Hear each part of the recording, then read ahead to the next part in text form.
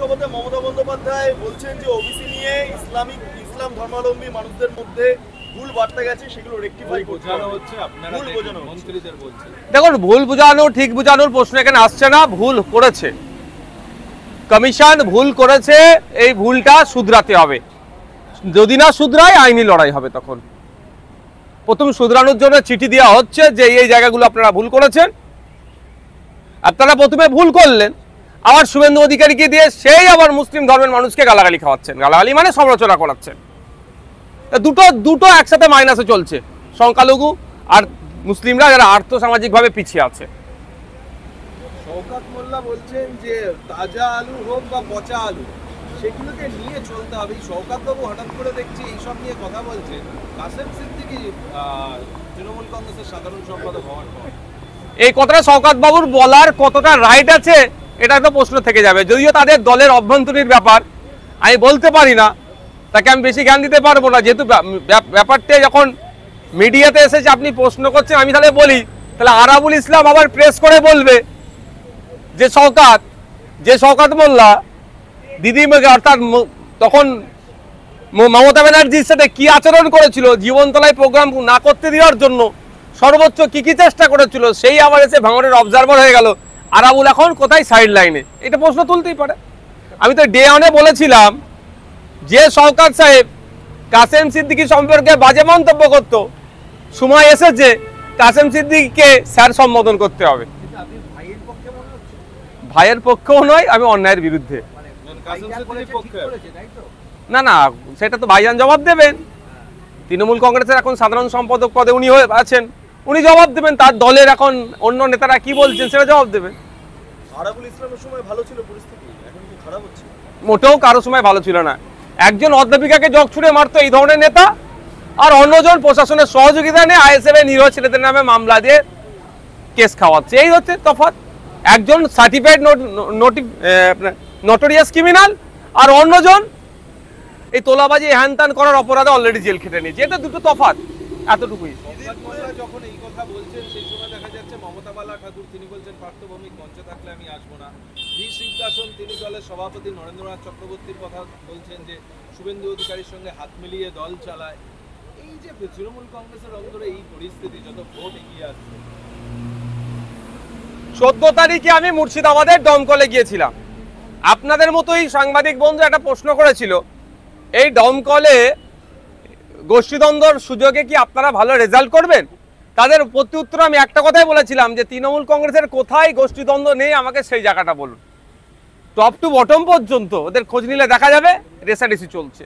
এই একটাই তো রেসারেসি, কে কত টাকা তুলতে পারবে। আদর্শগতদের লড়াই নয় তো, যে এত মানুষকে ফ্যাসিলিটি আমি দিচ্ছি বা অমুক দিয়েছে আমাকে তার থেকে বেশি ফ্যাসিলিটি দিতে হবে, এই লড়াই নয়। এদের লড়াইটা হচ্ছে কত কে তোলাবাজি করতে পারবে। এই এসটিএসসি সার্টিফিকেট যেগুলো আছে, ফেক এসটিএসসি সার্টিফিকেট ইস্যু করিয়ে যারা এসটিএসসি নয় তারা মেডিকে এমবিবিএস ডিগ্রি করে নিচ্ছে। ফেক এসটিএসসি সার্টিফিকেট ইস্যু করিয়ে ও অরিজিনাল যারা এসটিএসসি তাদের কোটায় চাকরি করে নিচ্ছে। এটা কারদের আমলে হচ্ছে? এই সমস্ত নেতাদের দুর্নীতির জন্য হচ্ছে। এরা মাল নিচ্ছে, এগুলো করিয়ে দিচ্ছে। এর কম্পিটিশন তো চলছে, এদের আদর্শগত কোনো লড়াই নয়। না, এখানেই বলা বাহুল্য, শিলিগুড়ি থেকে শুরু করে রাজ্যের বিভিন্ন জায়গায় দেখা যাচ্ছে 35,000 টাকা, 30,000 টাকা, 32,000 টাকা দিলে আধার কার্ড সার্টিফিকেট সমস্ত সবই পাওয়া যাচ্ছে। দক্ষিণ 24 পরগনার একটি বিধানসভার একটি অঞ্চলে প্রায় 3,000 থেকে 3,500 ফেক বার্থ সার্টিফিকেট পাওয়া গেল। মানে বুঝতে পারছেন, আমাদের ঘরের পাশেই তো। আমিও দক্ষিণ 24 পরগনার একজন বিধায়ক। মানে রাজ্যে মমতা ব্যানার্জি সরকারে যারা আছেন সেই আপনার তৃণমূলের নেতা থেকে আধিকারিকদের একটা অংশ মিলেমিশে রাজ্যটাকে পুরো রসতলে পাঠাচ্ছে। অবৈধ যারা নাগরিক তাদেরকে নাগরিকত্ব দেওয়ার যে সমস্ত প্রুফ সেগুলো দিয়ে দিচ্ছে। অবৈধ যারা এখানে এসে ভোটাধিকারের ক্ষমতা যাতে পায় তার জন্য ভোটার কার্ড বানিয়ে দিচ্ছে, আধার কার্ড বানিয়ে দিচ্ছে। শুধু তাই নয়, লক্ষ্মীর ভান্ডার, বাংলাদেশে বাড়ি, সে তাকে লক্ষ্মীর ভান্ডারের ব্যবস্থা করে দিচ্ছে তৃণমূলের আমলে। আর কি দেখতে বাকি থাকবে আমাদের? বলে ঘোড়ার ডিম হয় না, যদি এদেরকে আরো 5 বছর সময় দেওয়া যায় এরা হয়তো ঘোড়ার ডিম আবিষ্কার করে ফেলবে। একটা বিষয়, খিদিরপুরে যা ঘটেছে আগুন, এটাকে বিরোধীদের তরফে বলা হচ্ছে ম্যান মেড। শুভেন্দু বাবু কি বলছে বলতে পারবো না, ওখানকার লোকাল মানুষের সাথে কথা বলেছি আমি ওভার ফোনে, এটা বুঝতে পেরেছি পুরো একটা পরিকল্পিত ব্যাপার। বলছি আমি পুরো পরিকল্পিত ব্যাপার। লক্ষ্য হচ্ছে ওখানে প্রমোটিং করতে হবে, ওই জায়গা থেকে ওদের ছড়াতে হবে। এখন কি বলছে অনেকে গিয়ে যে ওর পরিবর্তে 1 লাখ টাকা দেবো, পাকা বাড়ি বানিয়ে দেবো। ঠিক কথা, একটা এগ্রিমেন্ট করুক তো, যেটা আছে তার উপরে ছাদ হবে না, ওইটাই থাকবে, ওটা হবে না। যে হয়তো গ্রাউন্ড ফ্লোরটা ওদেরকে দিতে পারে, বাকি তো বাকি আছে যেগুলো G+10 করবে কি G+7 করবে কি G+6 করবে, সেটাই লুটার। কদিন আগে 2 বছর আগে হাওড়াতে হয়েছিল, হাওড়া মঙ্গলাহাটে ঠিক একইভাবে পরিকল্পিতভাবে আগুন লাগিয়েছিল। আমাদের স্পষ্টভাবে দাবি হচ্ছে যে আগুন কিভাবে লেগেছে এই ঘটনার পূর্ণাঙ্গ তদন্ত করতে হবে, যারা ক্ষতিগ্রস্ত হয়েছে ক্ষতিপূরণ দিতে হবে। 2024 সালে পার্লামেন্টে একটা রিপোর্ট পেশ হয়েছিল, সেই রিপোর্টে বলা হচ্ছে এই প্রত্যেকটা রাজ্যের যে ফায়ার ব্রিগেড ডিপার্টমেন্টের কর্মী সংখ্যা এবং কোথায় কোথায় দুর্বল আছে, এই দুর্বল রাজ্যগুলো কোথায় কোনগুলো। তার মধ্যে আমাদের গর্বের পশ্চিমবাংলা, এগিয়ে থাকা পশ্চিমবাংলার দুর্বলের দিক থেকে 5 নম্বরে আছে। মানে আমাদের প্রায় 14,000-এর ওপরে কর্মী শর্টেজ আছে। উন্নত মানের মেশিনারি নাই, ইকুইপমেন্ট নাই, যেটা দ্রুত কোনো জায়গায় আগুন লেগে গেলে সেটাকে কন্ট্রোল করতে পারবে, বা সেই সিস্টেমটা নাই। এ নিয়ে চর্চা হয় না, চর্চা হয় কোথায়? নওশাদ সিদ্দিকীর নামে 20টা কিভাবে মামলা দেওয়া যাবে, ISF এর ছেলেরা কোথায় আছে, কে নেতৃত্ব আছে, খুঁজে বার করে তার বাবার নাম দাদুর নাম ঠিকুজি গোষ্ঠী বার করে কিভাবে মামলা ঢুকানো যায়, জেলে থাকার পরও এক্সট্রা মামলায় কিভাবে ট্যাগ করা যায়, এই নিয়ে ব্যতিব্যস্ত আছে। আমাদের রাজ্যে প্রায় আগুন লাগছে, মানুষ ক্ষতিগ্রস্ত হচ্ছে। ওগুলোকে কন্ট্রোল করার জন্য যে ফায়ার সিস্টেমটা আনা দরকার, আপগ্রেডেশন করা দরকার, তাতে কোনো এদের চিন্তা নাই। একটা বিষয় যে মুখ্যমন্ত্রী আগে থেকে গিয়ে ঘোষণা করছে যে আলাদা জায়গা তৈরি হয়ে গেছে, সেখানে স্থানান্তরিত করা হবে, ফলে এটা যদি পরিকল্পনা যদি না হয় তাহলে এত দুটো সাথে আরেকটু যুক্ত করে দিই, এটা আমাদের বিধানসভার অদূরেই ঘটনা, ছুটে পৌঁছে যেতে পারবো আমরা খিদিরপুরে। সেখানে প্রায় ওখানকার দোকানদারদের কথা, আমি তাদের সাথে কথা বলেছি, যে প্রায় 1.5 ঘন্টা বাদে তারা আসছে, ফায়ার ব্রিগেডের 2টো গাড়ি এসেছে।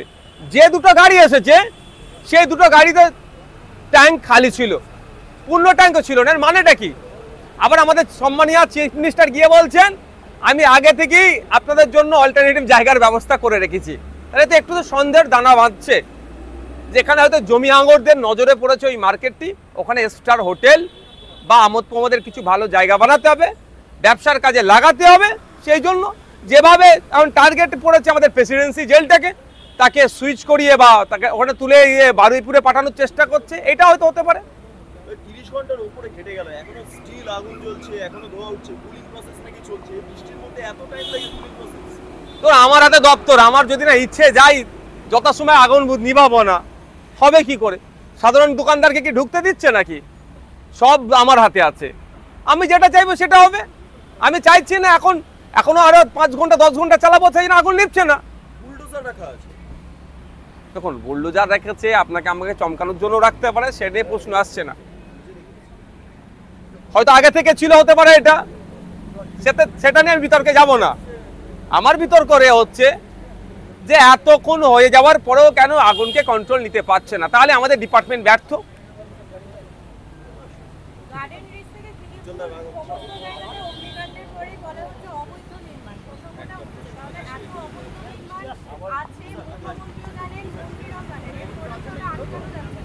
অবৈধ নির্মাণ আটকানোর দায়িত্ব হচ্ছে তো প্রশাসনের।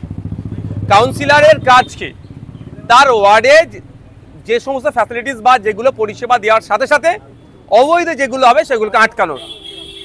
কিন্তু কাউন্সিলর সেগুলো বরঞ্চ দেখা যাচ্ছে ম্যাক্সিমাম কাউন্সিলর অর্থের বিনিময়ে অবৈধ নির্মাণ করতে আরো সহযোগিতা করছে। সেটা আমাদের দুর্ভাগ্য। আমাদের জনপ্রতিনিধি কারা হয়েছে।